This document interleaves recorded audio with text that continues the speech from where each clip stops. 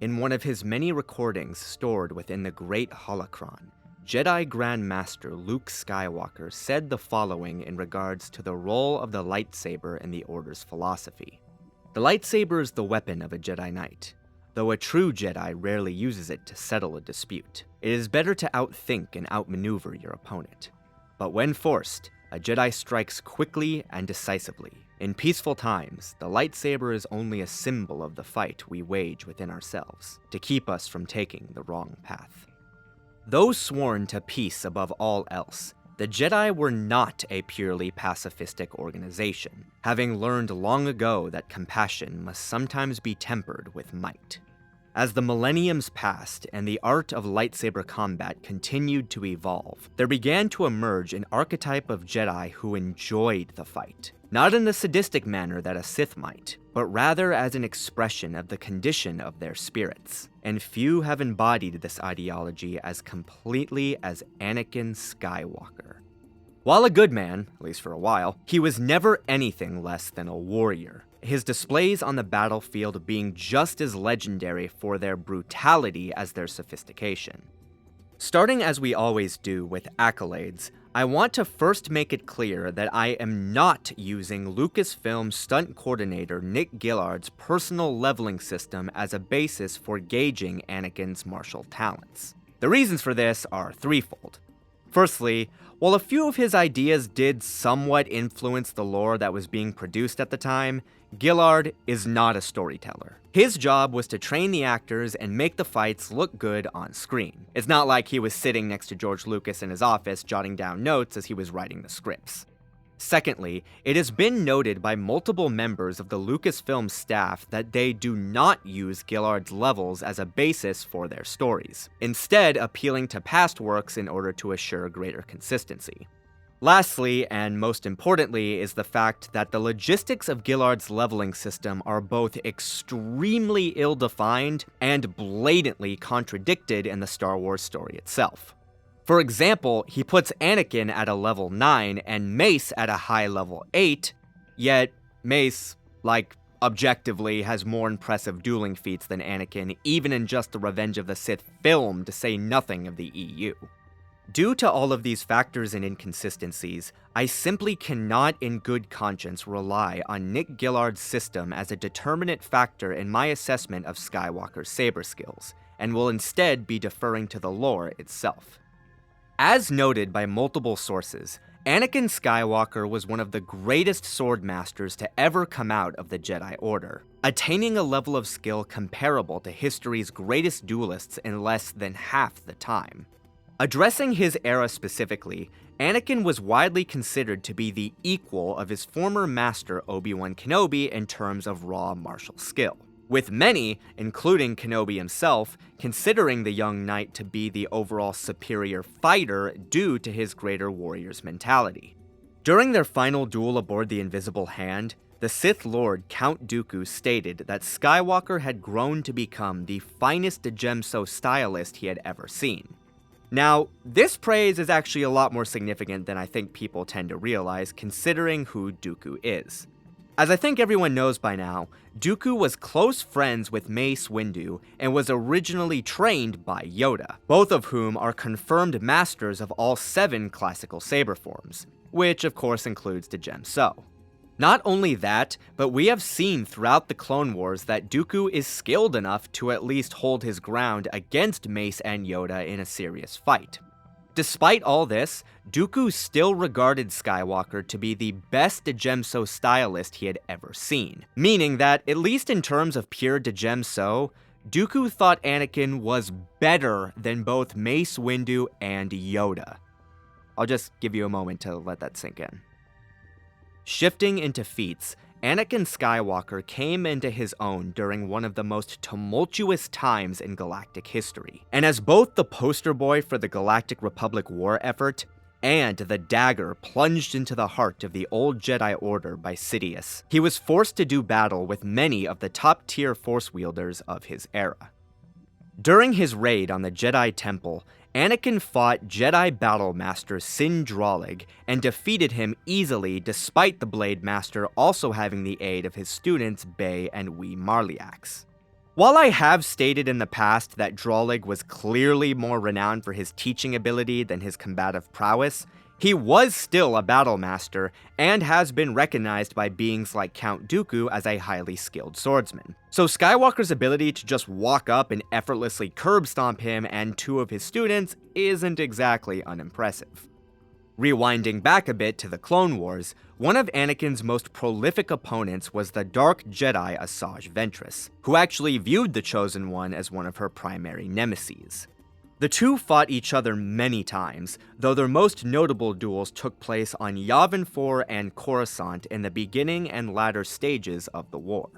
While Anakin and Asajj were both very evenly matched in both instances, it was the Jedi Knight that ultimately emerged victorious, matching the Ratataki's unorthodox Jarkai style and overpowering her with his rage-imbued force abilities.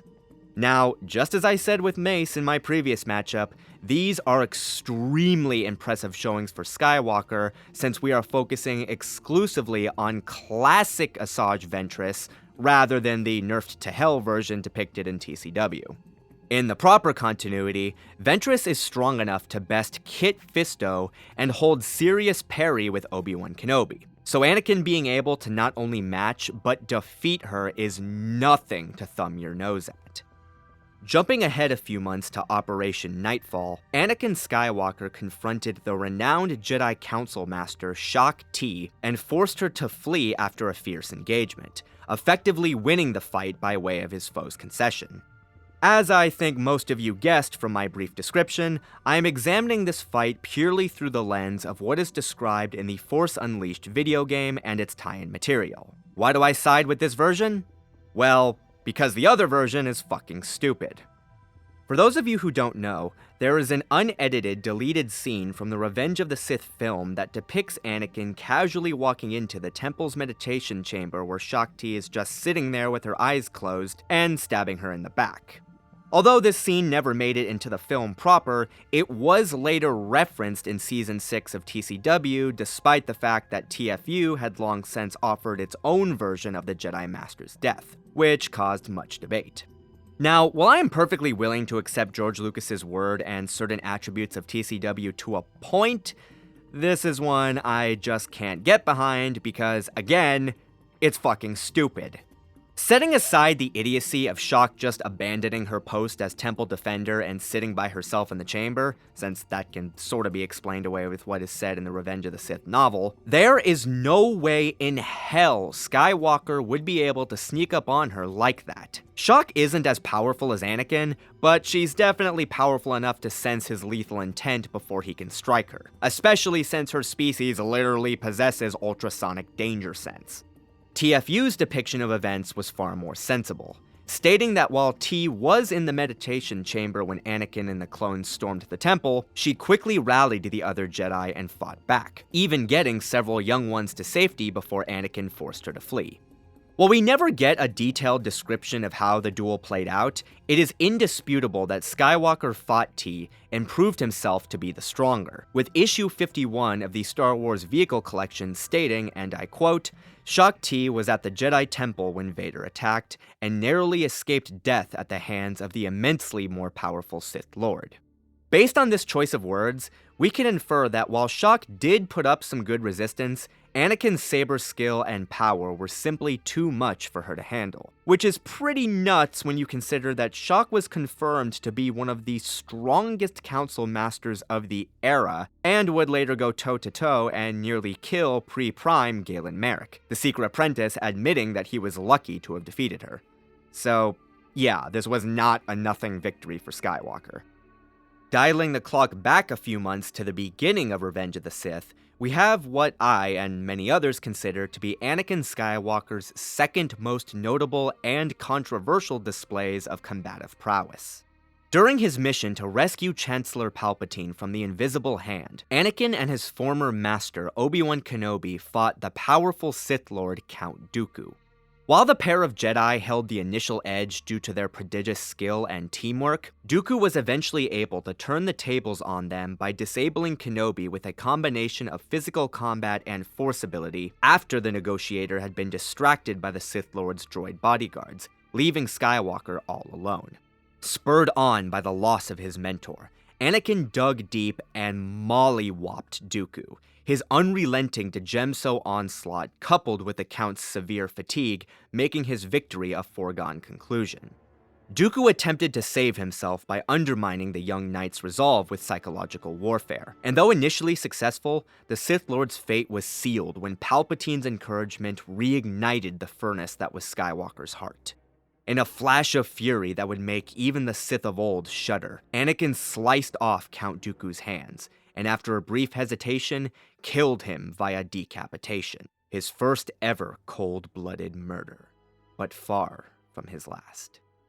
Now then, there are several factors we need to acknowledge. First off, in terms of just pure martial ability, Anakin is superior to Dooku. Not by much, as their performances clearly entail, yet another example of Gillard's leveling system not adding up. However, the Revenge of the Sith novelization shows us point blank that Tyrannus was still struggling to repel Skywalker well before he went rage mode, due to the logistics of their fighting styles. Makashi just isn't well suited to meet V Djem So head-to-head. Secondly, Dooku was extremely fatigued by the time Anakin and him went at it one-on-one, which contributed heavily to his defeat. Thirdly, it was due to Palpatine's coaching that Anakin was finally able to overcome the mental fog that Dooku's psychological warfare had put over him, so it was not a purely martial victory in that exact moment. All that being said, I still believe Anakin Skywalker's superiority over Count Dooku is well demonstrated in this showing. Even with the whole Makashi V Djem So dynamic taken into account, we mustn't forget that Skywalker would have still needed to have been at the very least equal to Dooku in skill for that factor to come into effect. It's not like any Form 5 specialist could just roll up to Dooku and stomp him. In fact, we've seen Dooku take on other characters who possessed V Djem So mastery like Sora Bulk, and I think we all remember how that went. As for the fatigue factor, while I'm by no means dismissing it, we've already established at this point that Anakin was destined to win that saber duel from the get-go. So even if you were to replace the 83-year-old Dooku with a 33-year-old Dooku, the ultimate outcome would have been the same. Lastly, in regards to the Palpatine factor, while it is true that the Chancellor's coaching was what allowed Anakin to get back into his headspace, it is heavily implied that the only reason Dooku's taunting unbalanced the Chosen One in the first place was because his fear was enhanced by the prospect of losing Palpatine and Kenobi. In any other scenario, it's unlikely that the Sith Lord's verbal warfare would have had the same effect. All in all, while the two are undoubtedly on a similar combative tier, and there are various parameters to consider when evaluating their final battle, Anakin Skywalker ultimately proved himself to be the superior warrior to Count Dooku, which is frankly incredible when you remember what the Dark Lord has been credited with. Last but certainly not least, we have both Anakin Skywalker's most impressive feat and his most controversial one. During the climax of the Revenge of the Sith story, which took place at a CIS mining facility on the volcanic world of Mustafar, Anakin fought his former master and best friend Obi-Wan Kenobi. This battle is seen by many, both in-universe and out, as one of, if not the most legendary confrontations to ever take place between two individuals, and it's honestly not hard to see why.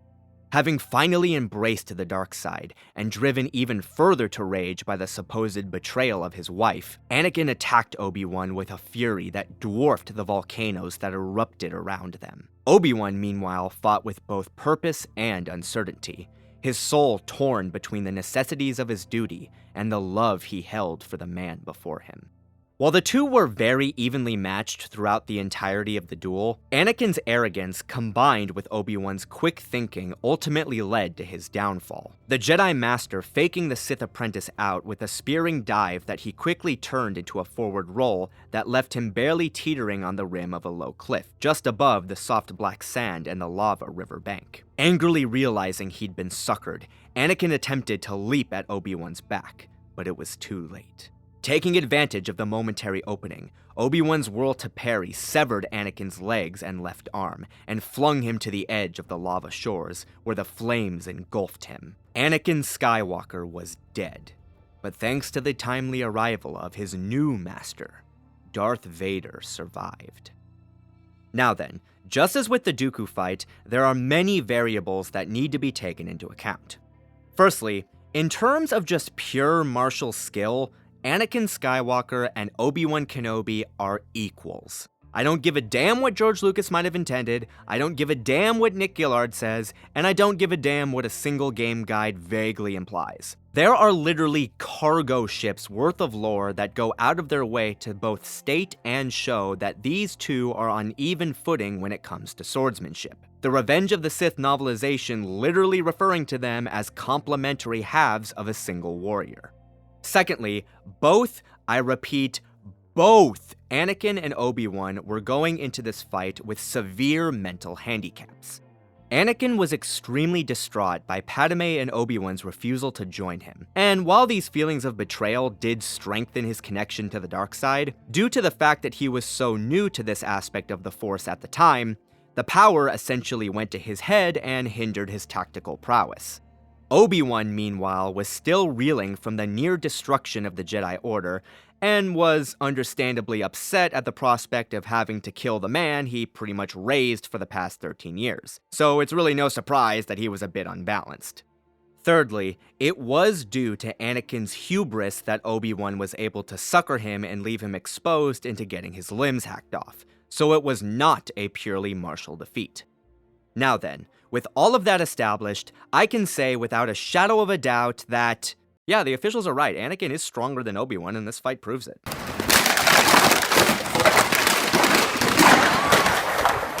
Yeah, I know that might sound a bit surprising coming from me, considering how much I stan Obi-Wan on this channel, but if I'm being objective, it is pretty clear that Skywalker would beat him in a fair 1v1 fight, even if only barely. My issue has always been that a lot of fans tend to either overinflate or misrepresent the ways in which Anakin's superiority over Obi-Wan is expressed. As I mentioned previously, the lore makes note of Anakin and Obi-Wan being equals in regards to pure sword skill numerous times. However, another sentiment that has been expressed in the lore, even by Obi-Wan himself, was that despite not being the superior duelist, Anakin was the overall superior fighter. While Kenobi's instincts for war were nothing to scoff at, he did not take to violence in the same way Skywalker did. Add on the fact that the Chosen One was bigger, stronger, younger, and more powerful in the Force than his master, and it really is no wonder that he was considered to be the greater threat. Anakin may not be able to overcome Obi-Wan in a straight-up saber duel, but he does edge him out in most other categories. This brings us to the mental state and tactical factors, and honestly, I think this is where a lot of the misunderstanding for this fight comes into play. As I mentioned previously, both Anakin Skywalker and Obi-Wan Kenobi spent the majority of this duel with severe mental handicaps. And if you don't believe that, or think that it only applies to one but not the other, I'm sorry, but you're clearly not observing the same fight I am, because it's blatantly obvious in all versions. However, as the fight entered its final act, Obi-Wan was able to somewhat unhinder himself by letting go of his grief and resolving to defeat Anakin once and for all. This was in marked contrast to Anakin's mental state at the time, which was engorged with the power of the dark side, and pretty much amounted to the phrase, "I'm going to fucking kill you" on repeat. Needless to say, Kenobi was in a much better headspace than Skywalker to make tactical decisions, and that was what made all the difference. Anakin didn't lose the Mustafar duel because he was weaker, he lost because in that specific moment, Obi-Wan was smarter. Now, I'm not saying that a fair fight between these two wouldn't be extremely close. In fact, if I were to break it up into statistics, I would say Anakin Skywalker would win 6 times out of 10 and Obi-Wan Kenobi would win 4 times out of 10. But at the end of the day, the story does seem to side with the Chosen One more often than not. This is beyond impressive considering that we are talking about the same Obi-Wan Kenobi who defeated General Grievous and was acknowledged by both Count Dooku and Mace Windu as the greatest Surisu master they had ever seen. Which, by the way, also includes Yoda, just saying. Moving into technique and attributes, Anakin Skywalker, as mentioned, was practically the epitome of the Jedi warrior archetype. possessing a broad skill set that was cultivated through years of intense training and battle experience. As noted by multiple sources, Skywalker was a master of the Shicho, Sarisu, Ataru, Shien, and Naiman forms. However, his primary martial arts discipline was actually the one he perfected during the Clone Wars itself, the form known as V Djem So. Developed in the days of the Old Republic, V Djem So was the melee branch of Form 5 lightsaber combat, and was often regarded as the most physically demanding of the 7 classical Jedi styles due to its focus on strength. As noted by the Jedi Path, the mechanics of V Djem So were all about grounded, two-handed power blows designed to shatter an opponent's defenses and leave them exposed. Despite this domineering philosophy, the style still possessed an effective defensive component that was based around turning an enemy's attack back on them with parry-counter maneuvers. Shifting into his actual means of battle, Anakin Skywalker's offensive technique was terrifying in its ferocious efficiency. He never held anything back when attacking his foes, yet his precision and timing were nothing less than master level. While he would often mix and match elements of different forms to suit the needs of the moment, when going full V Djem So I'm going to fucking kill you mode, his sequences consisted of rapid-fire slashes and chops that have been equated by Dooku to the power of a meteor strike. The Chosen One heavily reinforced these moves with integrated physical combat and force abilities, having a particular fondness for grapples, kicks, and telekinesis. While destruction was always, emphasis on always, Anakin's specialty, his defensive abilities were far from lacking. When confronted by shooters, he would utilize a set of whipping swipes derived from Shien to redirect bolts back at the shooters, and when confronted by other trained lightsaber duelists, he followed the V Djem So tenets of using blade-binding techniques to intercept oncoming strikes and follow them up with immediate offensive counters. All that being said, despite his near-perfect technical mastery of the style, Skywalker never overcame Form 5's inherent lack of mobility, which both lessened his speed and left him extremely vulnerable to certain physical combat techniques. In keeping with his epithet as the hero with no fear, Anakin Skywalker was an extremely keen battle strategist. During the Clone Wars, Anakin served as a Jedi Commander and later a Jedi General in the Grand Army of the Republic, which is actually the second highest purely militaristic rank a Jedi can achieve. Over the course of the conflict, Skywalker led his troops to victory on numerous key worlds, his quick thinking combined with his sheer intensity enabling him to acclimate to the trials of warfare at a much faster rate than his contemporaries. While by no means incapable of either developing or participating in grand strategies, Skywalker, by his own admittance, overwhelmingly favored the direct approach, being most comfortable leading from the front and meeting his enemies face to face. This mentality represented both Anakin's greatest strength and his greatest weakness. For all the fame he garnered as the Republic's Jedi hero, abstractions like peace didn't really mean much to Skywalker in the grand scheme of things. He was loyal to people, not principles, and he expected that loyalty in return, because in his mind, it only made sense that beings with a close bond would always see eye to eye. While I would not necessarily categorize Anakin as an inherently selfish individual, it cannot be denied that his inability to see past his own interpretations of the people around him and accept change was a severe detriment. Hell, it's literally one of the main reasons he became Darth Vader. Circling back to combat, Anakin Skywalker was, ironically, very droid-like when it came to implementing his strategies. He would analyze his foes during the opening salvo and then adjust his style to exploit their observed flaws, then spam the living hell out of it until something died. This method included the consideration of both personal and environmental factors, as seen by his first duel with Asajj Ventress. However, as is to be expected, Anakin Skywalker's monomaniacal focus on dominating his opponents through forward assault severely hampered his situational awareness, and left him prone to overextending and leaving himself exposed. And while there were some instances like the Mustafar duel where these weaknesses were exacerbated by outside forces, they were deficits long before the lava burned away his universe.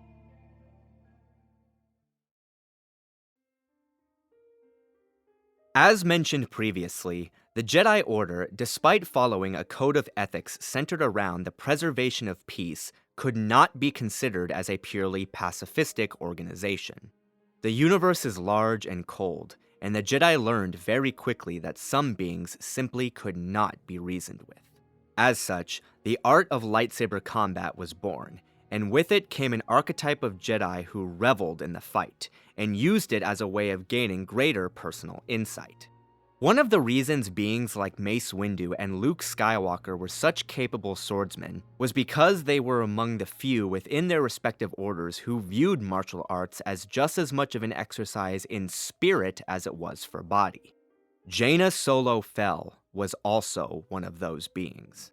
Like tempered steel, she was both purposeful and razor keen. She did not seek out fights, but when there was fighting to be done, her focused intensity was legendary. And if she caught you so much as looking at one of her family members funny, well, let's just say you better hope the Force is looking upon you kindly that day. Jaina Solo Fel was an exceptional martial artist. Her drive to protect the innocent and extensive combat experience earning her the title of Sword of the Jedi when she was only 19 years of age. In regards to accolades, Solo has been repeatedly noted to be one of the most skilled fighters the NJO ever produced, with her uncle, Grandmaster Luke Skywalker, proclaiming her to be, and I quote, the combat equal of anyone in the Order by the time of the Fate of the Jedi book series.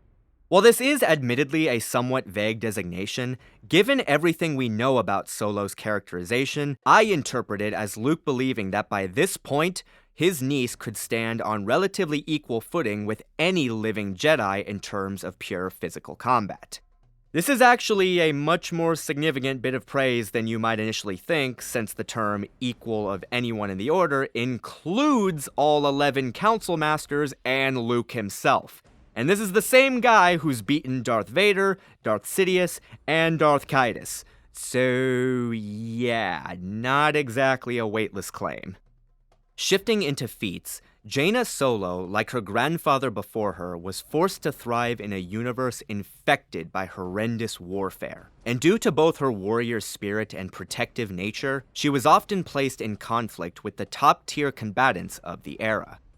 During the Battle of Ebaf 9, Jaina fought the War Master Tis Vong La and killed him despite the Yuuzhan Vong having a slight environmental advantage.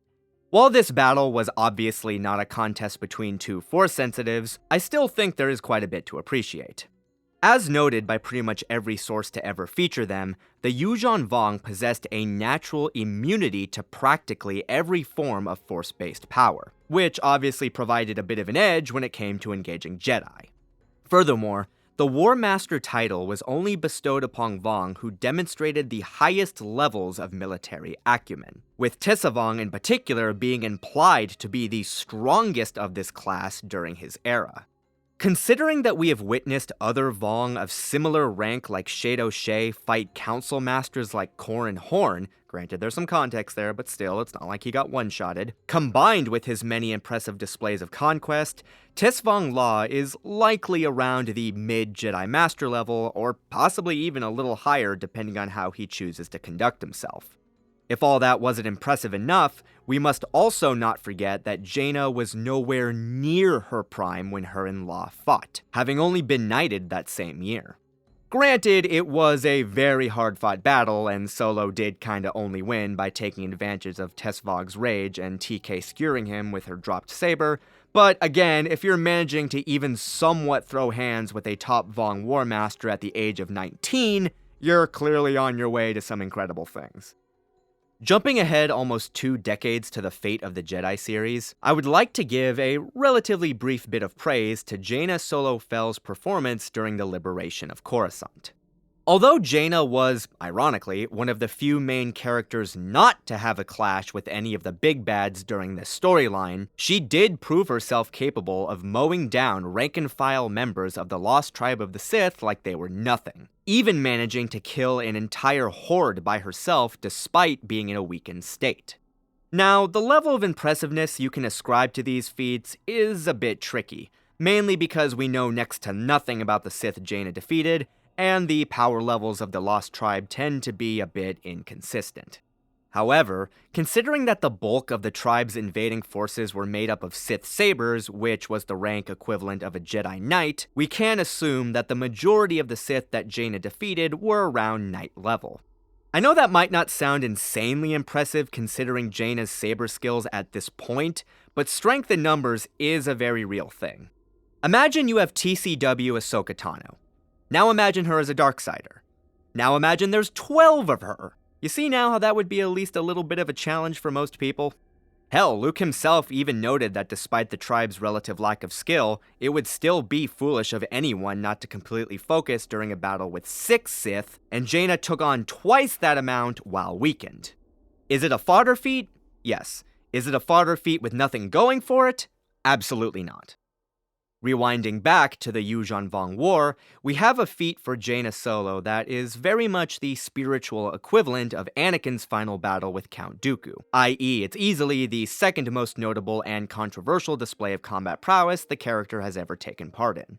As I mentioned in her Force abilities breakdown, Solo was deeply troubled by the near simultaneous death and capture of her 2 younger brothers. The grief she felt over her inability to save them, pushing her dangerously close to the dark side.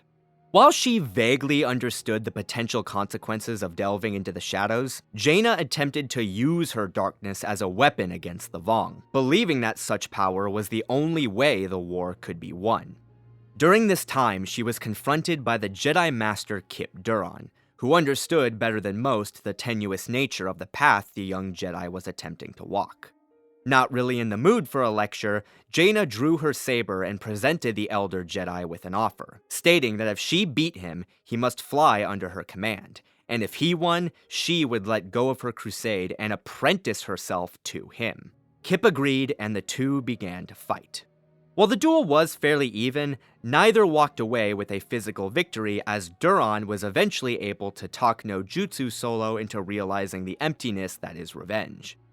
Alright, so there are 3 main variables surrounding this fight. Firstly, we need to consider the respective levels of development of each Jedi. As I've stated in past videos, Kyp Durron was one of the greatest sword masters of his era, having been compared directly to the likes of Battle Master Kyle Katarn, and even managing to hold his ground against Grandmaster Luke in a high-intensity sparring match. While I have heard some try to argue that Durron was not in his prime during the Vong War due to him being the youngest of the Jedi Masters at the time, we mustn't forget that the Maverick was still noted to be comparable to Luke during this storyline, meaning that even if he wasn't quite at his fighting peak, he clearly didn't have much further to go. The same, however, cannot be said for Jaina. Just as with Tissa Vong La, Solo was still a teenage Jedi Knight when she fought Kyp. Yes, her dip into the darkness was enhancing her, but not to the point where she could even hold a candle to future versions of herself. Secondly, Jaina and Kyp were going into their duel with vastly different motives. Jaina was fighting to win, whereas Kyp was fighting to prove a point. Thirdly, while the duel was inconclusive, it is highly implied by the narrative that Kyp would have beaten young Jaina if they had kept going, as he responds to her claim of, "You haven't beat me yet," with the phrase, "I will," and we both know that. Solo doesn't even attempt to rebuke this. All that being said, I still consider this showing to be one of the most impressive displays of martial ability the Sword of the Jedi has ever demonstrated. Similarly to young Luke's fight with Vader on Bespin, Solo was able to make one of the greatest living swordsmen alive take her seriously despite not even being close to her peak. If that doesn't scream future legendary saber duelist, I don't know what does. Last but not least, we have Jaina Solo Fel's highest and easily most famous feat. During the peak of the Second Galactic Civil War, Jaina would face off against her twin brother Darth Caedus, their first duel taking place above Nickel 1, and their second aboard the Anakin Solo Star Destroyer. Now, while neither of these fights are held in the same legendary renown in the fandom as the Mustafar duel, they do carry a similar weight in regards to story significance, as they are essentially the culmination of not just the legacy of the Force series, but Jacen and Jaina's entire journey. All throughout their lives, the Solo twins were consistently portrayed as being fairly relative to each other in raw swordsmanship. However, after his fall to the Sith, Darth Caedus considered himself to be the best duelist of both his and all eras of Jedi and Sith history, with the only possible exception being Grandmaster Luke Skywalker himself. Realizing this, Jaina apprenticed herself under the current Mandalore Boba Fett, in order to develop new techniques that the Dark Lord had never encountered. Starting with the Nickel 1 duel, as I mentioned in my previous matchup, there is really no question that Jaina won. She made better use of her environment, held the dominant position almost the entire time when going head-to-head, and was the less injured of the two by the end of it. That being said, as I also pointed out previously, the novel makes it pretty clear that this victory came about mainly through Luke Skywalker amping Jaina with his battle meditation ability rather than her innate skill and power. Jaina Solo and Darth Caedus' second fight aboard the Anakin Solo was a much more balanced affair. While the momentum did shift back and forth at various intervals, for the most part, the brother and sister were very evenly matched, using all of their skills together in order to take the other down. Though a long and difficult struggle, both physically and spiritually, Jaina ultimately emerged victorious, stabbing Caedus in the heart and finally bringing an end to the legacy of Vader. Now then, while I've already pretty much explained the parameters surrounding the Nickel 1 duel, there are several factors that must be considered when analyzing the Anakin Solo duel. First off, many like to use the shallow stab in the gut Caedus received at the start of the fight as a way of downplaying Jaina, since she supposedly caught him off guard and that's why she did so well. However, we mustn't forget that Caedus blatantly realized who was standing in front of him before the actual stabbing took place, meaning it wasn't entirely an out-of-nowhere attack. Secondly, it is true that Caedus resigned from the fight and allowed himself to be killed in order to save his family. That said, I don't think such an act diminishes Jaina's performance as much as some have claimed, mainly because at this point the Sword of the Jedi had long since proven that she could stand up to the Sith Lord in a fair fight. It's like I said in my last post-Q&A video. If Caedus was just naturally several tiers above Jaina in strength, then he would have just killed her instantly.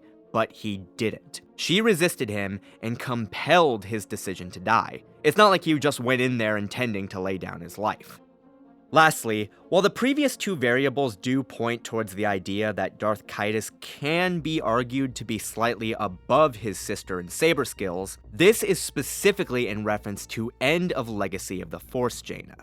Fate of the Jedi Jaina may not have any super crazy feats in the actual series, but given the 3-year gap in time as well as Luke's aforementioned statements about her being the combat equal of anyone in the Order, I don't think it's unreasonable to assume that Solo was at least equal to Caedus at this point in time. Which is not exactly a low-tier accomplishment considering that we are talking about the same Sith Lord who gave Grandmaster Luke a high-difficulty fight.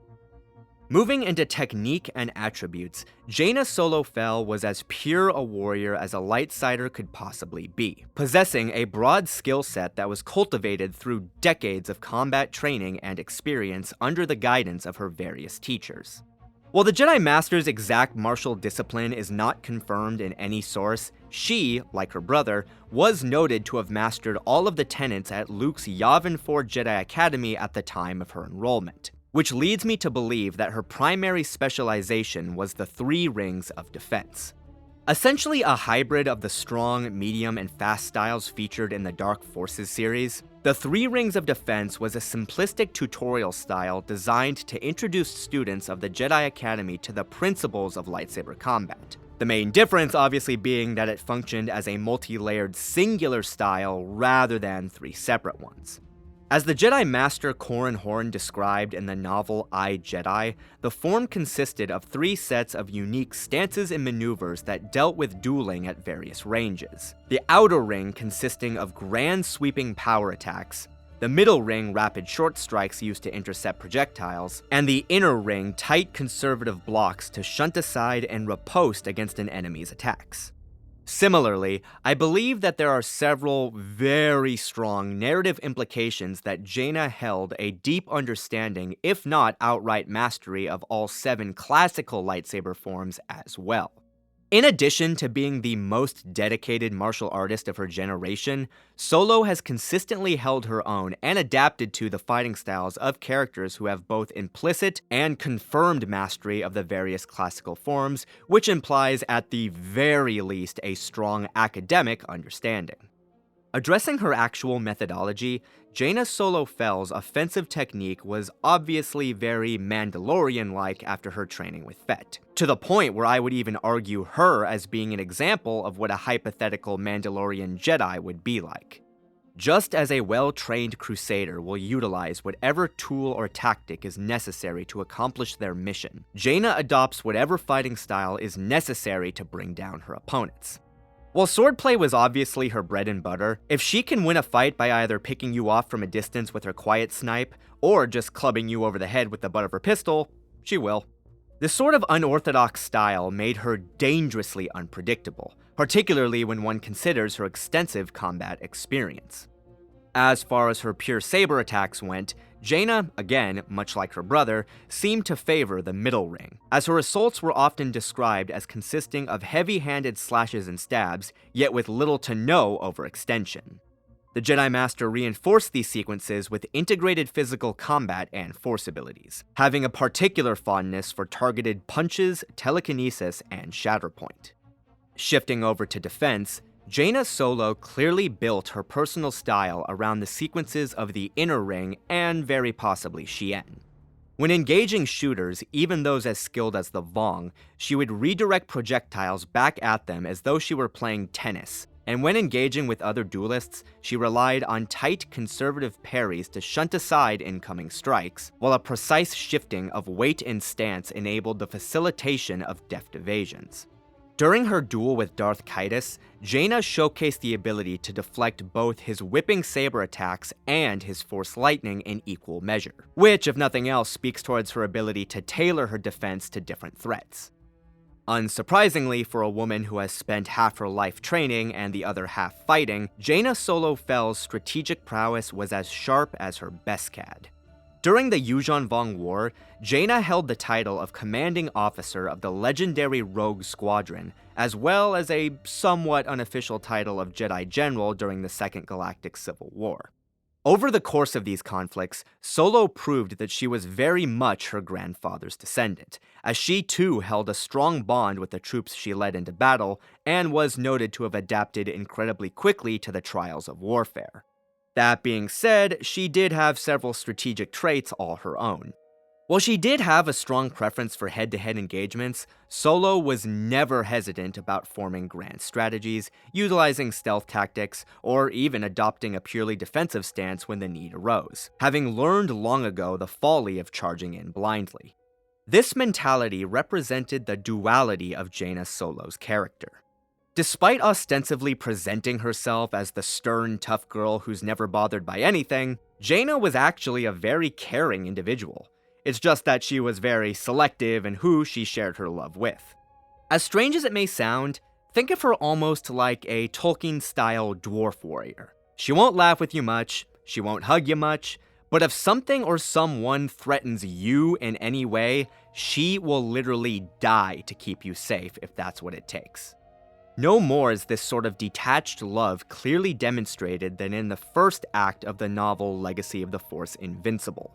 Upon being asked point-blank by the Jedi Council if she still loved Caedus, Jaina responded with, "I still love him, but that won't make me hesitate, not even for a nanosecond." This is Jedi doctrine done right. She loves, but she is willing to let go in order to serve the greater good. Circling back to battle, when engaged in either group or one-on-one combat, Solo was intense yet tempered. She would open with a mid-level offensive in order to take the measure of her foes, then adjust her style accordingly. Once she downloaded all the info she needed, the Jedi Master would typically proceed by either ramping up her intensity, swapping weapons, playing defense until a mistake could be exploited, or making tactile use of her environment. Though rarely used, Jaina Solo Fel was also fairly skilled at employing psychological warfare tactics, using displays of superior skill and offers of surrender to undermine her foe's resolve and keep them from bringing their full power to bear. I suppose you could call it a family trait. A family trait that's been used in multiple ways through the generations.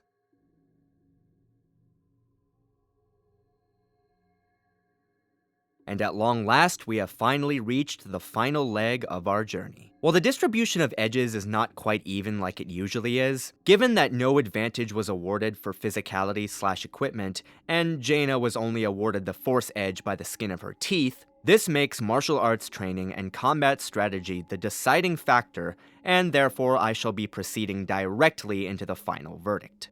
Although the motivations behind their dedication to the art varied slightly, as pure martial artists, Anakin Skywalker and Jaina Solo Fel were practically identical, both being extremely powerful and varied fighters who were generally recognized as apexes of their eras despite their relatively young ages.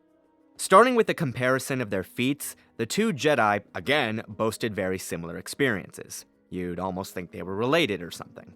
In a broad sense, both have faced opposition from a wide variety of highly skilled opponents, light and dark, who utilized various different skill configurations and tactics. Getting a bit more centered, while it is true that Skywalker's feats are greater in both number and renown than Solo's, I do not consider this as indicative of the Chosen One's superiority due to the fact that the Sword of the Jedi's own showings carry a comparable weight in their impressiveness. Remember, this is a judgment of prowess, not popularity.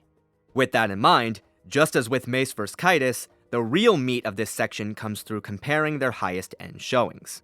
You have one fighter who is capable of defeating Count Dooku and matching Obi-Wan Kenobi, and another fighter who is capable of matching Kyp Durron and defeating Darth Caedus. Now, I know what I'm about to say is going to piss some people off, but in the context of this specific fight, Jaina's high-end showings are slightly more impressive than Anakin's. Let me explain. Firstly, in an all-out fight, Kyp Durron and Darth Caedus slap Count Dooku and Obi-Wan Kenobi. Okay, slap is more than a bit too harsh, those would actually be pretty intense fights, but the NJO era guys would definitely win. That being said, in terms of just pure swordsmanship, which is obviously what we're focusing on, I do view the four as being very much on the same tier. While Durron's talents aren't heavily flushed out, I simply refuse to believe that anyone who has been directly compared to Kyle Katarn and can hold his own against Grandmaster Luke Skywalker isn't at least comparable to Dooku. Similarly, Obi-Wan has been noted to scale to, or even slightly beyond, Mace Windu in regards to his Sarisu abilities, and as anyone who has seen my last matchup can attest, I do view Mace's raw swordsmanship as being roughly equal to that of Darth Caedus's. Where the tables turn is when we consider the factor of fighting styles. Put simply, Jaina's feats are better prep work for a fight with Anakin than Anakin's are for a fight with Jaina. Unlike Solo, Dooku and Kenobi are very much feather-touch defensive fighters, whereas Kyp and Caedus are much more overtly domineering adversaries in the same vein as Skywalker. Although every duelist is a little different, these parallels would give the Sword of the Jedi a slightly more stable ground to stand on when battling her grandfather, whereas the Chosen One would be forced to navigate uncharted waters. All in all, while it is extremely close, I do believe that Jaina's high-end feats better prepare her for what Anakin is bringing to the table, whereas Anakin's experiences aren't nearly as applicable to this specific fight. Is it a massive technicality? Sure. But as anyone with even a basic understanding of combat will tell you, technicalities can be just as crucial to victory as the will to fight. This structural edging bleeds directly into their raw saber techniques as well. If we were to disregard any sort of added attribute or weapon and focus solely on their skills with the lightsaber, I would have to consider Anakin Skywalker and Jaina Solo Fel to be more or less equals, as they have both demonstrated comparable levels of ability and refinement. However, when we take into account the entirety of the Jedi's respective skill sets, Solo simply has more versatility due to her abundance of weapons.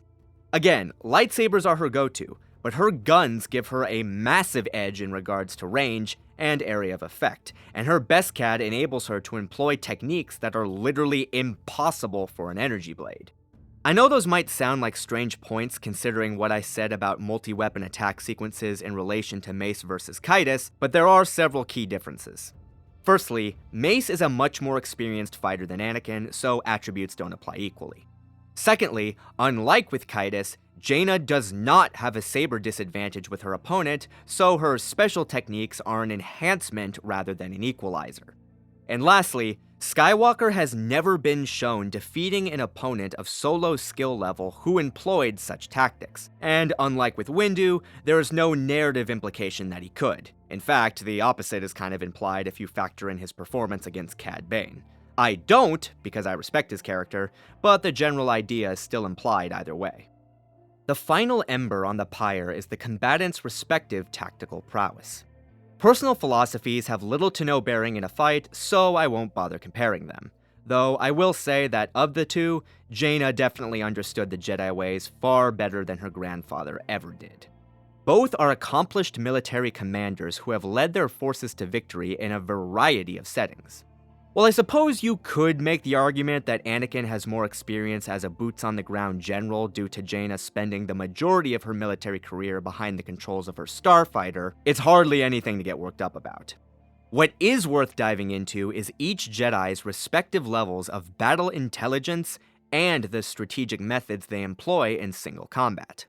Once again, to put things as simply as I can, Jaina Solo Fel is both smarter and a much more well-rounded tactician than Anakin Skywalker, and that is what ultimately pushes the fight in her favor. Now, just so we're clear, this is not me saying, well, Skywalker is stupid, therefore he loses. It's way more complex than that and centers mainly around his character.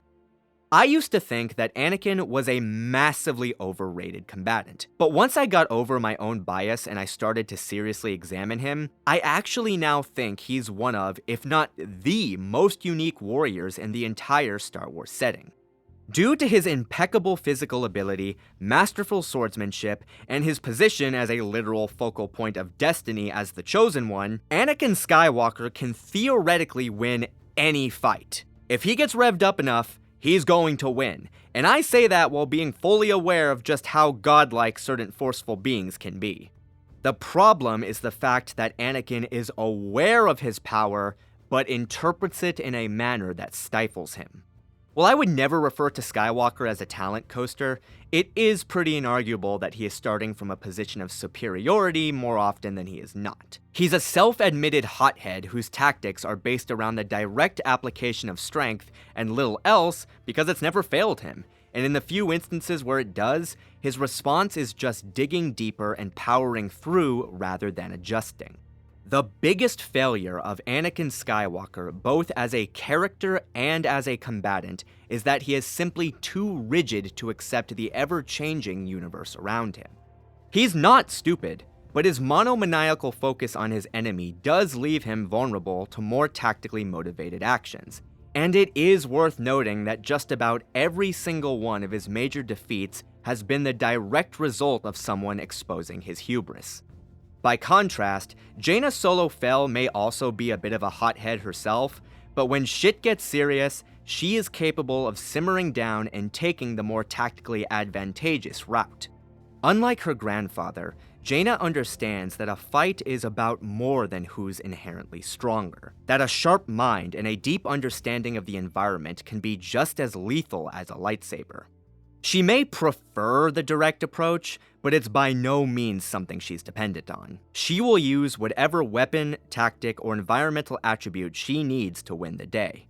And in the end, that is what makes her a truly legendary Jedi fighter.